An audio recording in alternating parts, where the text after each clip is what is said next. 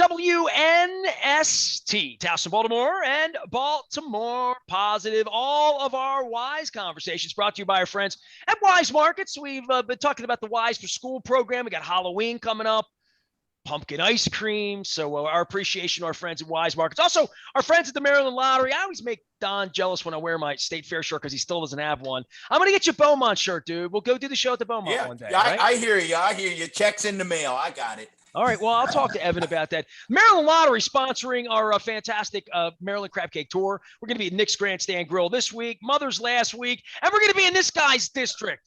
It's all brought to you by the Maryland Lottery. Let yourself play. Cory McCray is where Coco's is. You know, I had a Coco's Crab Cake Core about like 20 years ago. I've known Marcel a long time from the Emerald Tavern back in the day. Emerald Tavern, not your did. No, that's at the county. So hold on. Is that you? Right next door. Right next door. Real close. Either way, I haven't had regionalism. Are you going to come to Coco's and have a crab cake with us on November 17th? Because we've moved the mayor 3 times now, and I keep saying to Don, it's serendipity that because the thing gets moved, we're going to make it better than it was ever going to be. And I figure you'll come by, right? You all come to my house. I'm definitely going to be there. Best crab cake in or you're not allowed to say that because I know you're elected official now. You're not allowed to say best of anything, right? He likes all the crab cakes. I say it's the best one. I tell everybody. See, Don just jumps in like a PR director. No, don't pick one place. He's trained. That's my famous senator. We're with Senator Cory McCray, 45th district, one of the hardworking senators down there in Annapolis. That's what Nestor always likes to laugh. I still kid former county executive Jim Smith. They had a bunch of TV cameras. I don't even remember what the event was one day, and one of the guys said, "Hey, Mr. Exec, you go out to lunch all the time. What's your favorite place?" And I'm thinking, please say I love all of them. Please say I love all of them. And he goes, I really like the rec room. And I'm going, oh my goodness gracious. We just lost CVP. We just lost Troyes. I thought, oh, well, all right. Well, we love the rec room. But Senator, welcome back. Hey, do us a favor before we get into a lot of the issues. And you and I talked a little bit about off air. We like when elected officials come on to, again, describe their district. What's the area you represent? And not only describe it geographically, but describe it demographically as well. Yep. So my northern boundary is Northern Parkway. Southern is Mount Vernon Station, North Hopkins. West is Hoffer Road, and east is Pulaski Highway. And when you think of it, I think it's about 65% Black folks, 35% white folks. We have phenomenal neighborhoods. I'm going to start at the top and work my way down. So you have Overly, you have Arcadia, you have Frankfort, you have Bel Air Edison, you have Sedonia, you have Station North, you have Berea, you have New Broadway East, you have Oliver, you have McElderry Park. You have Armstead Gardens, and just, delighted to be able to represent such a diverse group of folks, whether it's income, whether it's demographics, and just proud. I'm born and raised in this city, love this city, and it's definitely a distinct honor to be able to share in that Maryland State Senate. Well, you just touched on, I love this topic, and I think it's more important than ever when we look at what's happening in the nation. When you talk about your district and you talked about its diversity in terms of income, in terms of race, you go down the list, it's a pretty diverse district. Do people care about the same thing, Senator? Because you're out and about as much as any legislator I know, interacting with folks. What do they care about? And do they care about the same things? Yep. So I think just to kind of set the tone for that conversation, I'm a father. You already heard that I'm born and raised. Who grew up in Oliver, graduated from Coppin. She was a McNair scholar, so she got a full ride. But the reality is that folks care about their young people. When you say McNair scholar, was that named after Ron McNair, the astronaut? It was named after Ron McNair. Yep. Okay, exactly. just check. I mean, I remember the Challenger like yesterday, bro. I know you're a little younger, but 86, is right in I remember that. So okay. I'm born 82, so I'm not going to hold that against you. But that's all right. We need you young people to lift us up. I'm hoping you're going to get our asses out of this. So, so when I'm Moeller's age, we're all good. It's his birthday today, Senator. So at some point we have to sing happy birthday. No. I got a bad But- back. I can't take it, man. Don't do it. But keep going. Talk about your happy district. birthday.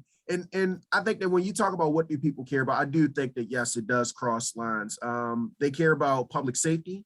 So they want to make sure that their young people are safe throughout the neighborhoods and safe throughout the city. And they care about education. Like that K through 12 education is very important. You see a lot of folks in a lot of colleges that we have. So we party in Baltimore. The question is, how do you get them to raise a family in the city of Baltimore? So like if I had two drivers that I really focus on, I was on a texting back and forth with Dr. Santelises before 8 o'clock this morning on one of the issues, but they care about the public safety. And let me be clear, like when I got Northeastern and Eastern are my two big districts, and I talk to my colonels and lieutenant colonels at least bi-weekly. So when I'm talking to Rich Worley, when I'm talking to Kevin Jones, I know that we have a 40% drop in the murder rate in Northeast Baltimore at the Northeastern District. I know that non-fatal shootings are down 25% in Northeast Baltimore. So I'm paying attention from that standpoint. I know our challenges in the Eastern District.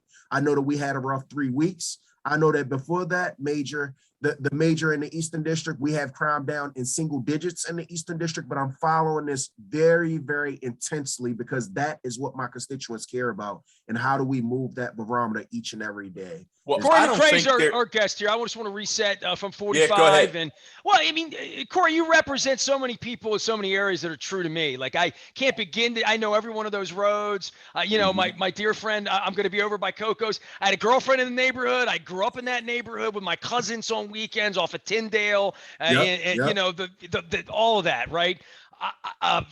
Beverly Hills.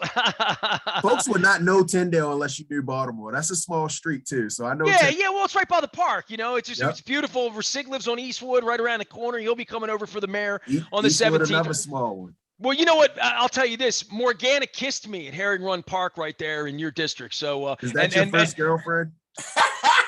He doesn't know who Morgana is, Don. Morgana was a kissing bandit at baseball to chase Cal Ripken around and went to jail. You didn't know this? Oh, She wow. went to jail No, and I everything. didn't. Well, she she used to kissed run around baseball and kiss players. people. Yeah, she was a kissing bandit at baseball. Right. So anyway, Old Memorial Stadium would have been, in your wheelhouse too, but a little bit to the west, right? But Yeah. for me, with the neighborhoods and where we are, we talk about crime all the time. So, Mhm. and I think it's hard for anyone to lead with it. I think it's amazing that like you're leading with it because Mhm. it leads, right? I mean, it no matter what, if we fix that, we can Yep. fix everything here. Right. Nestor, I looked at, we did a bill, not this session, but the past session. I asked the question, first, why do our liquor stores open from 6 a.m. to 2 a.m.? That's the first question that I asked. And Al Majors was talking about the level of crime that we had in front of our liquor stores. Well, we did a bill, we changed the hours. We said, why don't they just open up at 9 a.m. and close at 10 p.m.? We saw a reduction in crime, murders and non-fatal shootings, 200%. You got to think, during that 10 p.m. to 2 a.m., people are congregating, people are drinking. You know what happens when you're drinking, you're congregating, it always goes sideways. So like at Milton and Biddle, we had 29 murders in a 3-year period within 500 feet of that store. What?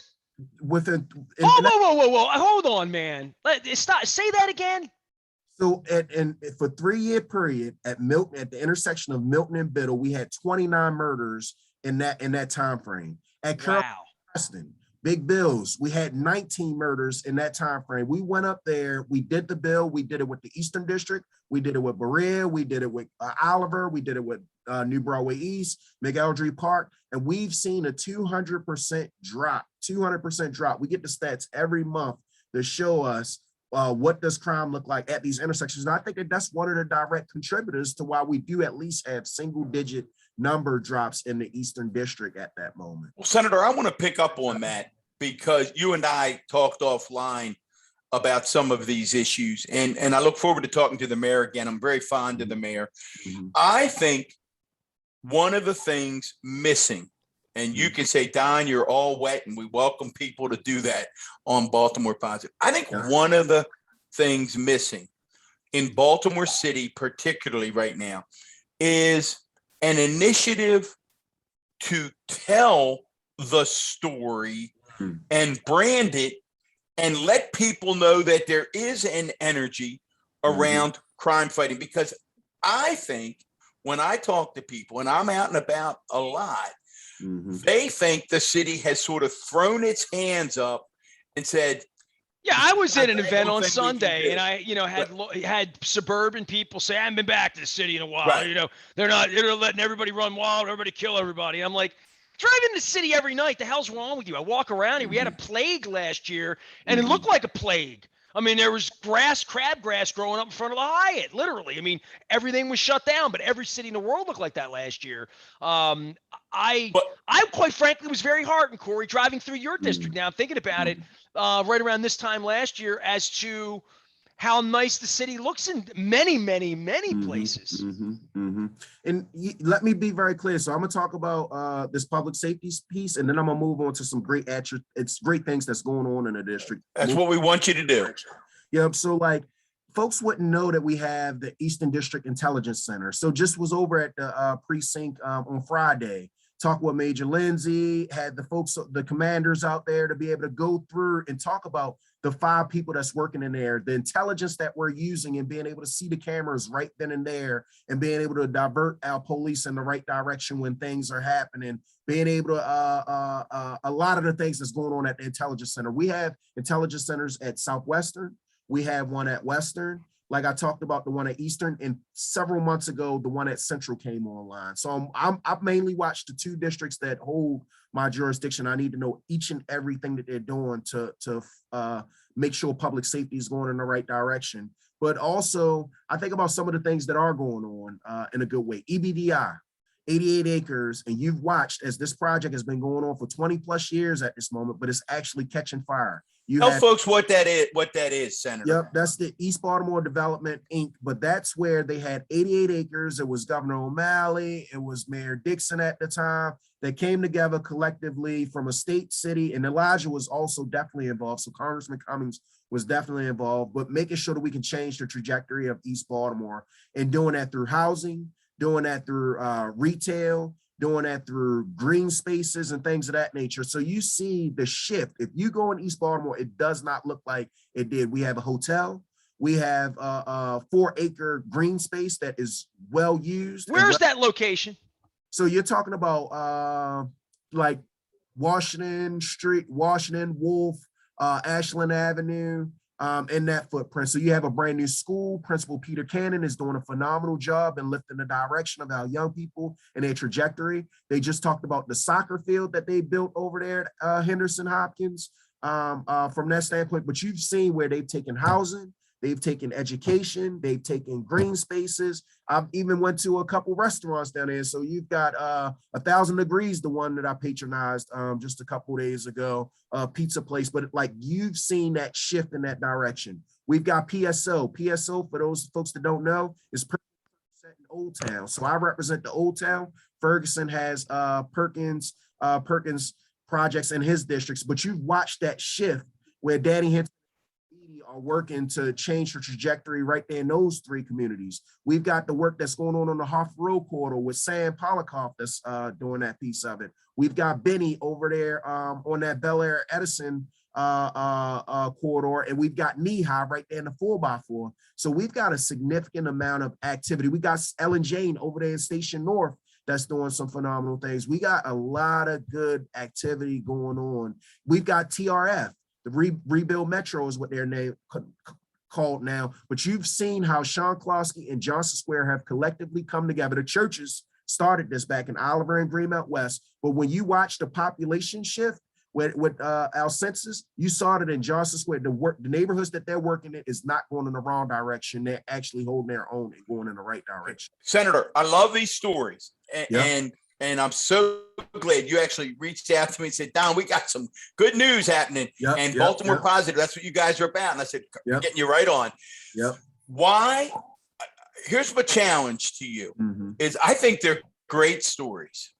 And when you're touring them and doing it, we need a group of you to come together with the mayor, with folks from Annapolis, with city council members, and come up with a real concerted effort to share these stories. In other words, when you talk not only about the initiatives you talked about, but you talked about in a couple of districts significant crime reductions. We ought to be singing that from the rooftops, because people need to know that folks out there are doing the good work. You took exception to a discussion that had been on the show regarding clearance rates. And you said, Don, there's some numbers that show we're moving in the right direction. Yeah, are we getting guys with guns that are killing people off the streets? So one of the things that I wanted to lift up, because I listened to a couple previous shows, I listened to all, first, I'm just an admirer of the show. Let me be very, very clear. But one of the things that I think about is Colonel Worley. I was about to say Major because he was my major about 7, 8 years ago. But Colonel Worley, long-term standing police officer within our Baltimore Police Department, has worked through and reached the piece where he's the one that's leading the detectives for our homicide unit. Our homicide clearance rate was at one time like 30% if you looked a year or two ago. So we were not putting them down. Rich has had them currently, they've reached the 50s at one point, but he's in the high 40s in reference to putting these murders down. So Nestor, I would say that we're solving at least 1 and 2 at this moment, and that's higher than the national rate. Every time Theroux comes on, or people that have been watchdog with it, and we need people watchdog on it, right? That I just want to know that we're getting the right the facts. That's the important part for us. The police are arresting people, bad guys with guns, and people that's committing murders, and they're doing that under the effort and the leadership of Colonel Rich Worley, and they're doing a phenomenal job at that piece of it. Like I said, I talk to them, I get the numbers from a citywide standpoint, but I really zero in and focus on that Northeastern and Eastern District. And we spend about 1.5 hours, 2 hours going over the numbers. And when I have these conversations, Nestor, this helps me to also push on these state agencies. Recently, I did a long conversation with Sam Abed with DJS to say, Sam, I had over there on Huffman Street, 3 juveniles that were shot during a 2 o'clock period, and then 2 more within a 24-hour period on Milton Avenue in like the 1500 block. All that happens in a 24 hour. I said, I know one of these young people were under your purview. Help me understand, what does it look like with DJS after there's a non-fatal shooting involving our juveniles? And one of the things that Sam came back with, this isn't just unique to Baltimore City. He gave me the numbers for Baltimore County. He gave me the numbers for Anne Arundel County and how they follow up as soon as they get that information. I think Sam is doing a decent job with DJS in reference to the follow-up non-fatal shootings. I do question in reference to parole or probation. Wow, there you go. Thank you. I had my hand up like in class, because we all wonder what the bar is. Once you've done these crimes, we get you off the street. We wonder what the bar is to bring you back. And every expert, Senator, and you can tell, and it was the only point. I was actually with Kiefer Mitchell this morning, and I kidded him. I thought the governor, really had a nice appearance with us. Nestor and I had a little back and forth about that.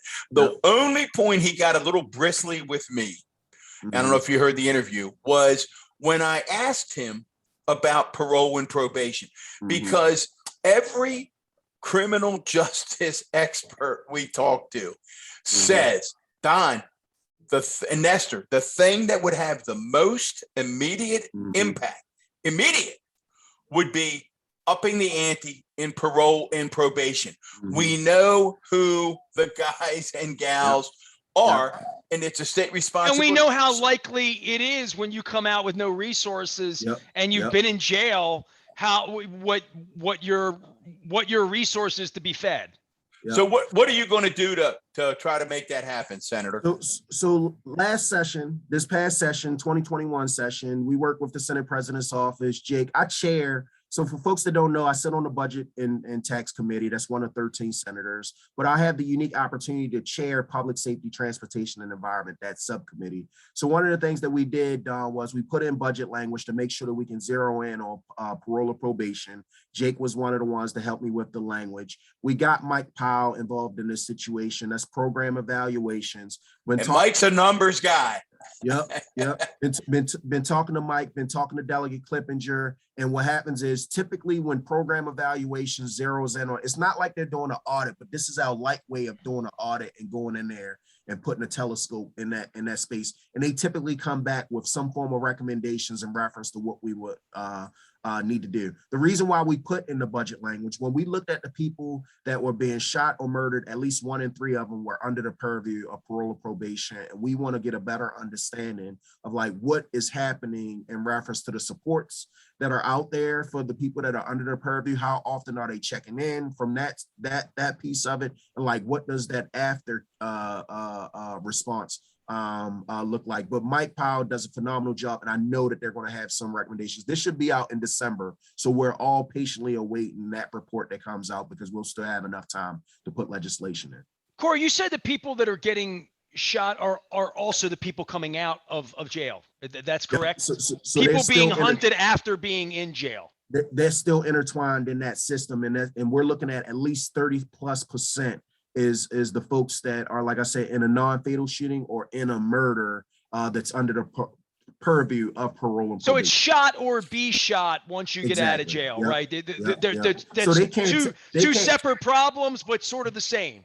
Exactly. So they can't say the specific name, but when you do the grouping, you can get that level of information, that detail, and that's what does concern us.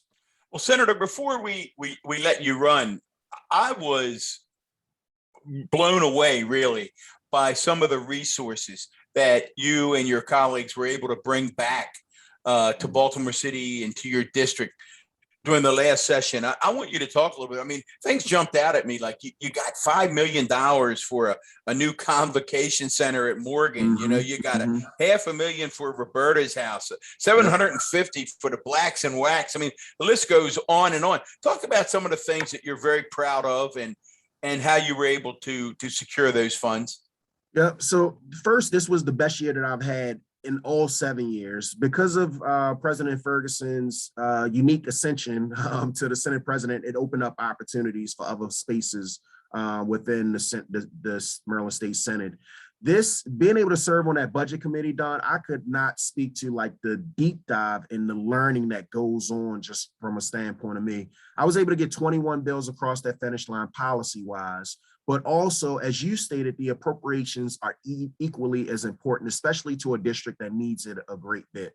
So one of the things that I do is I set up these short-term goals, which is basically paying attention to public safety and everything that constituents are pushing to me, but I also set long-term goals. When you talked about the Convocation Center, I'm very proud that Lake Clifton campus, for folks that know where Lake was, that Morgan has signed an MOU with the city of Baltimore to make sure that they can get that property. They were in the budget for about $900,000. Because of the significant help that we got from our federal partners, Chris Van Hollen, Ben Cardin, President Biden, Kwaisi, we were able as a state to then provide more resources to our community. We bumped that appropriation up from $900,000 to $5 million in reference to that Convocation Center and can kind of fast track. The Great Blacks and Wax Museum, one of the best anchors that I have in my district. I can remember catching the cheese bus, elementary school, and patronizing that space and not understanding at that time the importance. But I turned 39 this year, Nestor. So like, as I think about 39, he's a puppy, Nestor. He's a puppy. I remember when it sort of was built back in the, Sears, because my parents, we shopped at Sears, man, all the time. Right. So, I try to avoid the courthouse, now it's a space I try to stay away from, I think I had a traffic ticket once or something, but that's a space that I'm very familiar with. And obviously a sacred space for you and your childhood, right? Very much so. Dr. Martin and her late husband, Mr. Elmer Martin, like they did a phenomenal job of making sure that our history was protected, that young people felt like they have a space of their own. And I have a responsibility. Each and every elected official has a responsibility to make sure that we keep that going for these future generations. And we're going to do each and everything. And as Don stated, we were able to get them $750,000. Everybody knows the anchor that the marches, the marches have played in reference to Baltimore City, specifically in East Baltimore. But I was proud to work with Annette March, her family. They've got Roberta's house over there that offers mental health counseling, the first of its kind in an urban jurisdiction, and being able to have the support. I know that Speaker Jones is a big supporter. I know my colleague Talmadge Branch is a big supporter. But one of the ones that I want to lean in on, Don, and I'll close with this one, was that in that PSO project, they have a huge park that's going to be there. And we're proud that that's going to be the Nathaniel J. McFadden Learn and Play Park. We were able to get some appropriations, and that's a 2-year commitment for that. So I think that it's important. The folks that are in these seats right now have a very important responsibility to make sure that they carry on the legacy of the folks that were before them. So I'm very, very proud of that piece of it and that work that we were able to do. I've only had 4 other Black senators sit in the seat that I occupy at this moment. You have Irby, you have McFadden, you have Dalton, and you have Douglas. But I want to make sure that when folks leave, they say that Cory carried it in the same manner that those other 4 did. Well, it's a wonderful story. It's a Baltimore positive story. Senator, I hope we can have you back on as we get. We already committed. November 17th, he's coming to Coco's. November, I mean, even later than that. I know we're going to break bread with the crab cake, but come back on and give us some legislative updates as we get to the session. Big issues. See, what I'm going to do. Budget surpluses. And here's what I'm going to do. I'll give the mayor a hard time because he sat in Fadley's when he was city council president and said his favorite crab cake was Coco's. No, and it's sort of kind of inspired the whole tour, like literally about how people would argue it. And I thought, you know what? My friends at State Fair, Costas, Fadley's, they're going to sell a lot of crab cakes. They'll sell even more if I go eat the competitors' crab cakes because everybody be comparing them to that delicious mustardy thing we do at Fadley's and all that. So now what I'm going to do, now that you all are Coco's and whatever, I'm going to make you sit in Coco's and tell me your second favorite crab cake. Well, and then I'm going to go there the next time. All right? They are Team Coco's. Senator, it is always a pleasure. Keep up the good work and really I hope you will take a serious look at how this news can get out, how we can